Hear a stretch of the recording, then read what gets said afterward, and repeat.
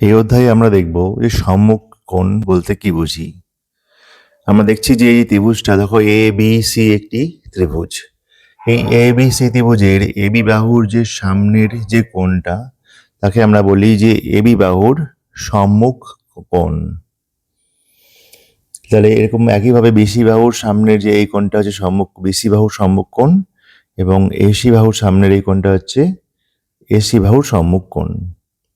এবার যদি একটি বৃত্তের মধ্যে এইভাবেই দেখতে পাচ্ছি যে বিসি জ্যা তার কেন্দ্রের সঙ্গে এবং বৃত্তের পরিধির ওপর অবস্থিত যে কোনো একটি বিন্দুর সঙ্গে দুটি সম্মুখ কোণ তৈরি করেছে। এখানে এই ধরনের যে দুটি সম্মুখ কোণ আছে তাদের মধ্যে একটি সম্পর্ক আছে, যে কেন্দ্রের সঙ্গে যে সম্মুখ কোণ উৎপন্ন করে জ্যাটি, সেটি হচ্ছে পরিধির ওপরে অবস্থিত যে সম্মুখ কোণ তার দ্বিগুণ। আমরা এখানে দেখতে পাচ্ছি যে বিএসি 100 ডিগ্রি হলে বিডিসি হচ্ছে 50 ডিগ্রি। আমরা এই অ্যানিমেশনের সাহায্যে দেখে নেব যে এখানেও আমরা দেখতে পাচ্ছি যে কেন্দ্রের সঙ্গে যে কোণটা হয়েছে সেটা সবসময় পরিধির সঙ্গে যে উৎপন্ন যে সম্মুখ কোণ তার দ্বিগুণ। দেখো আমরা এই পরিধির ওপর অবস্থিত যে বিন্দুটি আছে তার অবস্থান যদি আমরা চেঞ্জ করছি, সেক্ষেত্রেও কিন্তু সম্মুখ কোণের মান পরিবর্তিত হচ্ছে না। সর্বক্ষেত্রেই কি হচ্ছে? সর্বক্ষেত্রেই এটি হচ্ছে দ্বিগুণ।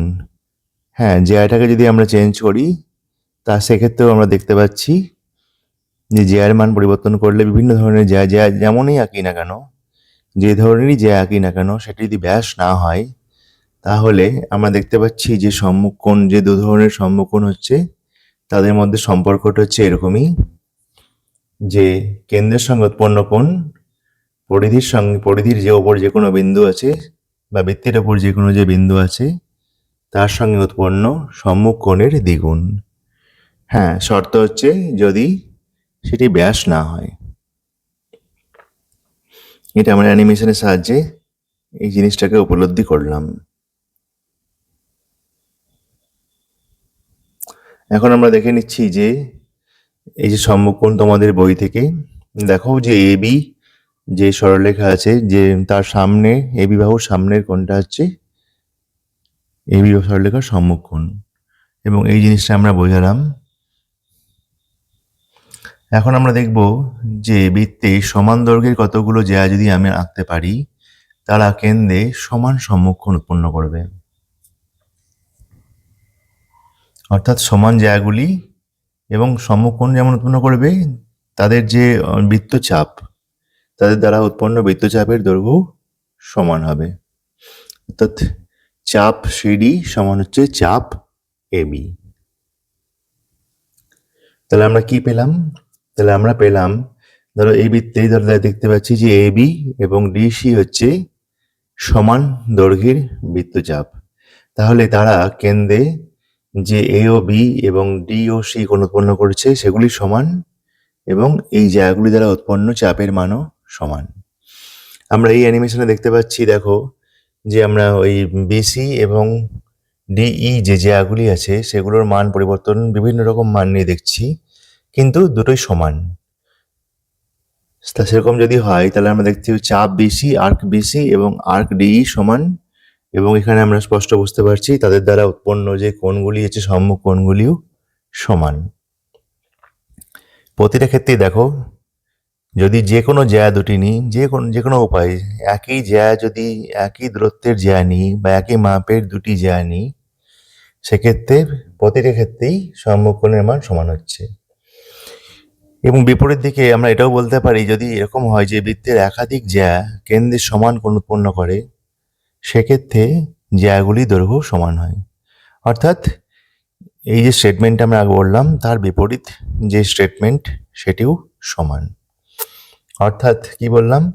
সমান জ্যাগুলি যেমন সমান বৃত্তচাপ ও সমান সম্মুখ কোণ উৎপন্ন করে, বিপরীতভাবে আমরা বলতে পারি যদি সমান চাপ ও সমান সম্মুখ কোণ উৎপন্ন করে দুটি জ্যা, তাহলে সেই জ্যাগুলির দৈর্ঘ্য কি হবে? সমান হবে।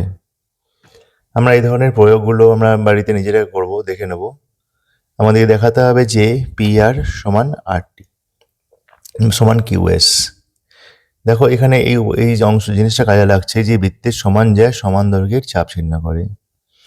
তাহলে পি কিউ এবং কিউ আর যেহেতু সমান, তাদের চাপের মানও সমান, সেক্ষেত্রে পি আর এর যে চাপ উৎপন্ন করে এবং কিউ এস যদি চাপ উৎপন্ন করে সেটা সমান।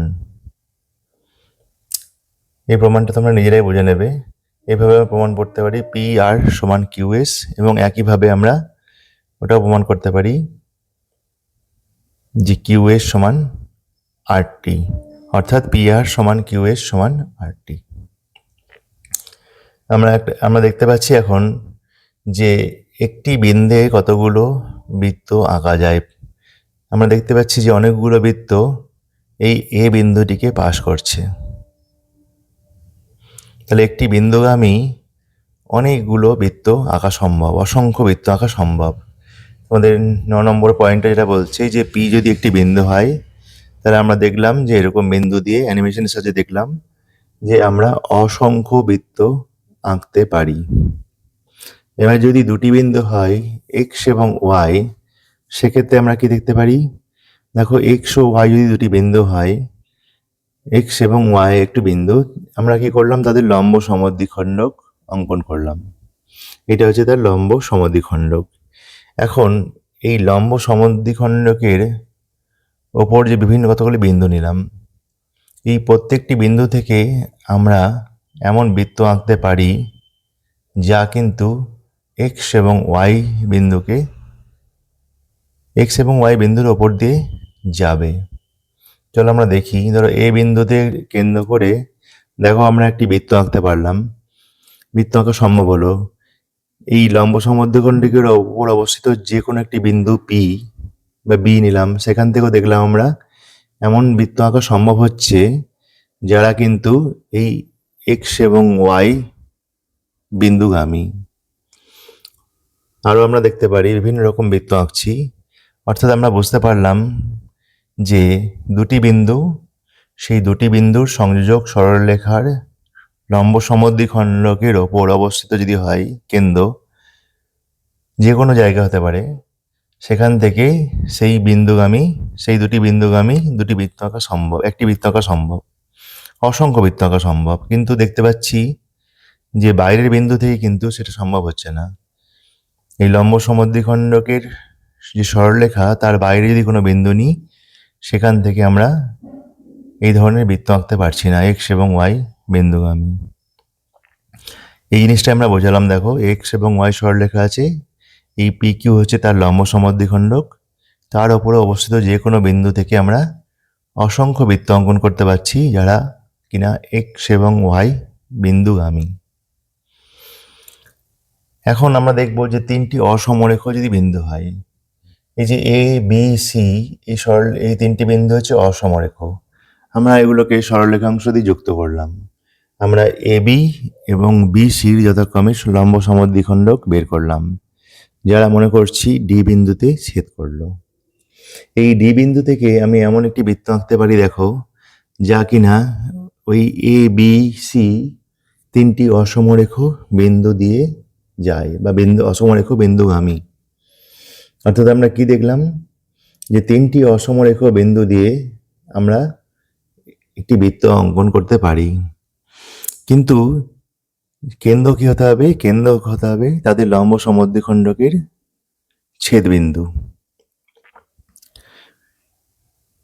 এখানে দেখো সেই জিনিসটাই বোঝানো হয়েছে যে এক্স, ওয়াই এবং জেড তিনটি অসমরেখ বিন্দু, আমরা তাদের লম্ব সমদ্বিখণ্ডকের ছেদবিন্দু দিয়ে একটি বৃত্ত অঙ্কন করতে পেরেছি। এখন কি একটি বৃত্ত অঙ্কন করা যাবে না আরো বৃত্ত অঙ্কন করা সম্ভব? না, এইগুলো দিয়ে তিনটি অসমরেখ বিন্দু দিয়ে একটি বৃত্তই অঙ্কন করা সম্ভব হবে। কিন্তু বিন্দুগুলি যদি সমরেখ হয় তাহলে কি এরকম করা যাবে? না। বিন্দুগুলি যদি সমরেখ হয়, আমরা তাহলে দেখতে পাচ্ছি যে তাদের যে লম্ব সমদ্বিখণ্ডক, তাদের যে সরলরেখাংশ যুক্ত করে যে লম্ব সমদ্বিখণ্ডক, সেগুলো কিন্তু ছেদ করছে না, অর্থাৎ আমরা ছেদ বিন্দু পাবো না। উপপাদ্য 31 যা তোমাদের প্রমাণ মধ্যে নেই, সেখানে এই কথাটা বলা হয়েছে। এখন দেখো আমরা অ্যানিমেশনের সাহায্যে দেখছি যে এ বি সি যদি কোলিনিয়ার হয় বা সরলরৈখিক হয় বা সমরেখ হয়, তাহলে তাহলে সমরেখা যদি হয় তাহলে আমরা দেখতে পাচ্ছি তাদের ছেদবিন্দু পাচ্ছি না, লম্ব সমদ্বিখণ্ডগুলোর ছেদবিন্দু আমরা পাচ্ছি না, সেক্ষেত্রে আমরা বৃত্ত অঙ্কন করতে পারছি না। তারা যদি দেখো একই লাইনে হয়, বিভিন্ন রকম কন্ডিশন অ্যানিমেশনের সাহায্যে দেখানো হলো, আমরা স্পষ্ট বুঝতে পারলাম যেটা সম্ভব নয়।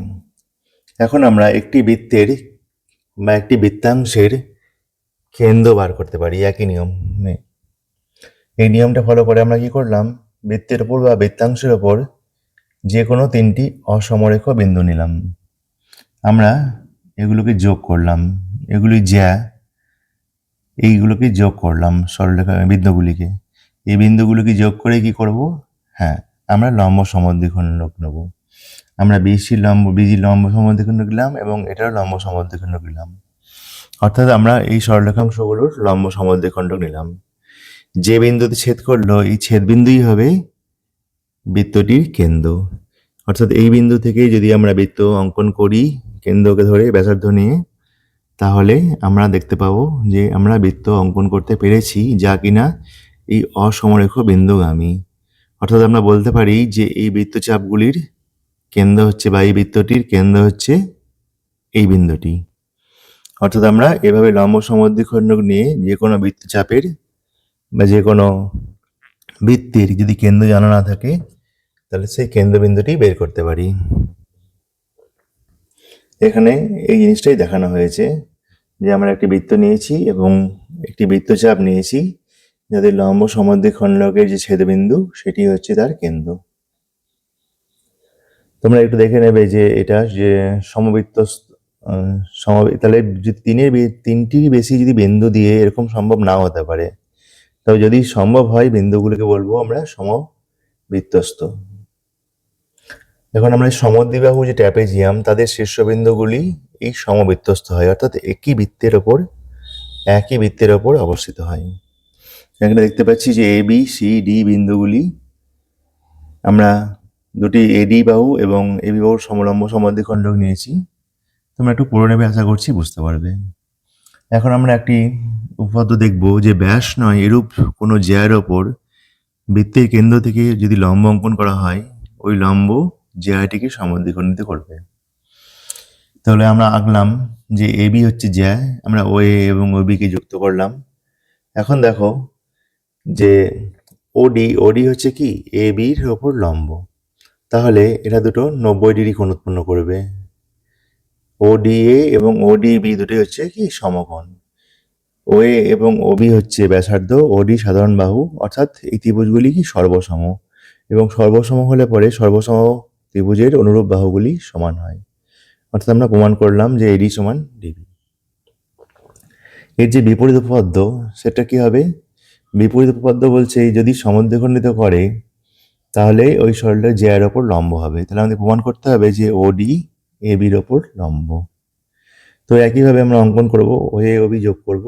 এখন এই যে ত্রিভুজগুলোকে আমরা কম্পেয়ার করব, এই ত্রিভুজগুলো যদি কম্পেয়ার করি তাহলে আমরা দেখতে পাচ্ছি যে এস এস এস এই কন্ডিশনটা স্যাটিসফাই করছে এবং ত্রিভুজগুলো কোণ উৎপন্ন করেছে, সর্বসম ত্রিভুজ।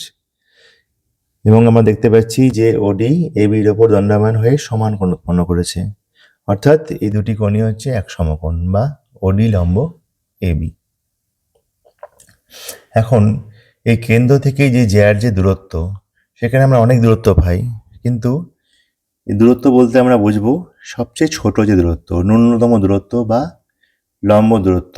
আমরা জানি যে লম্ব দূরত্ব সবসময় ছোট হয়, এবং আমরা দেখতে পাচ্ছি এখানে জ্যার মান বড় হলে পরে কেন্দ্র থেকে তার দূরত্ব কি হবে, কমে যাবে, হ্রাস পাবে।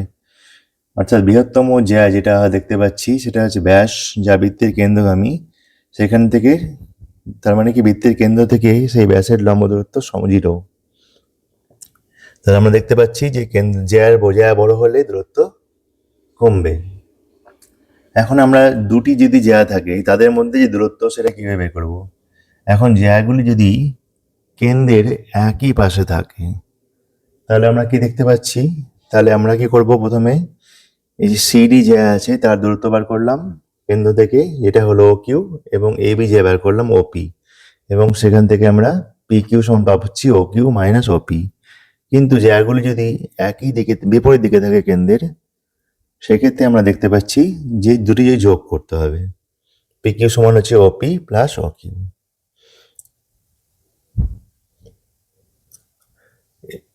আমরা এই অঙ্কে পিথাগোরাসের উপপাদ্যগুলি ব্যবহার করব। পিথাগোরাসের উপপাদ্য আমরা জানি যে অতিভুজের স্কয়ার সমকোণী ত্রিভুজের ক্ষেত্রে অতিভুজের স্কয়ার সমান হচ্ছে লম্ব স্কয়ার প্লাস ভূমি স্কয়ার।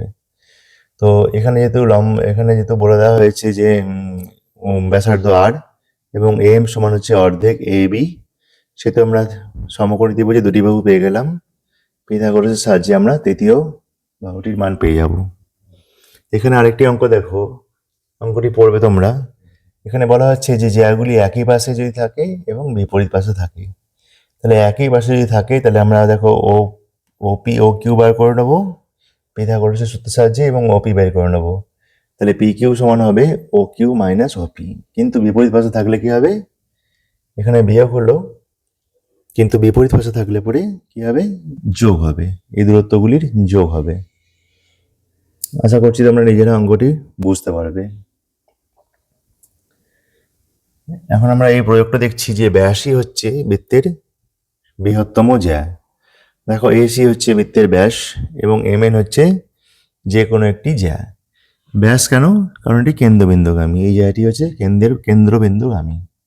এখন আমরা দেখতে পাচ্ছি যে এই যে ও এম, সেটা কি হবে, এম ডির চেয়ে বড় হবে, কারণ ও এম ডি একটা সমকোণী ত্রিভুজ, যেক্ষেত্রে ও এম হচ্ছে অতিভুজ। তাই আমরা জানি অতিভুজ অন্য বাহুগুলির চেয়ে বড় হয়। কিন্তু ও এম তো ব্যাসার্ধ, তাহলে ও এম মানে হচ্ছে ও এ, তাহলে ও এও আমরা দেখতে পাচ্ছি এম ডির চেয়ে বড় হবে। আবার ও এর সমান হচ্ছে অর্ধেক এসি। এভাবে তোমরা প্রমাণগুলো করে নেবে। এই প্রয়োগটা তোমরা দেখবে যে বৃত্তের দুটি জ্যা কেন্দ্র থেকে সমদূরবর্তী হয়। তাহলে জ্যা দুটি সমান যদি জ্যা হয় তারা কেন্দ্র থেকে সমদূরবর্তী হবে। এই প্রয়োগগুলো তোমরা নিজেরাই একটু দেখে নেবে বাড়িতে, খুবই সহজ। একের পর এক স্টেপ ফলো করে তোমরা দেখে নেবে। এরপরে তোমাদের যে এক্সারসাইজ 3.2 সেই অঙ্কগুলো প্রায় প্রতিটা অঙ্কই করে দেওয়া হয়েছে। সময় অভাবের জন্য প্রতিটি অঙ্ক বোঝানো এই ভিডিওর মাধ্যমে সম্ভব নয়, তাহলে ভিডিওটি অনেকটি দীর্ঘায়িত হয়ে যাবে। সেক্ষেত্রে তোমরা আশা করছি এই অঙ্কগুলো নিজেরা ভালো করে পড়লেই সমস্তটাই বুঝতে পারবে। তোমরা ভিডিওগুলোকে প্রয়োজনে পজ করে সেই ভিডিওগুলো দেখে তোমরা অঙ্কটাকে সম্পূর্ণভাবে বুঝতে পারবে। প্রথমে নিজে করার চেষ্টা করবে অবশ্যই। ভালো লাগলে চ্যানেলটিকে সাবস্ক্রাইব করবে এবং নিজের ক্লাসে বন্ধুদের সঙ্গে শেয়ার করবে। ধন্যবাদ।